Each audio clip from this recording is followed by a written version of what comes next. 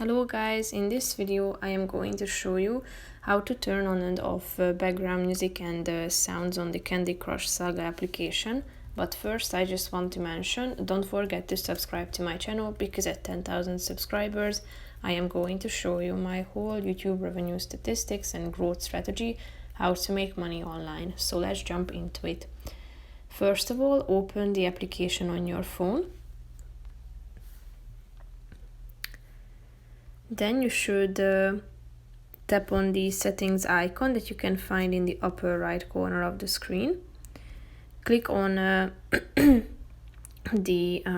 this sound icons at the top of this section. If you turn it on, you are going to hear the background music and the sounds of the application when you are playing with the games on the Candy Crush application. So that's how you can turn on and off the sounds. That's pretty much it for this video, guys. See you in the next one. Bye bye.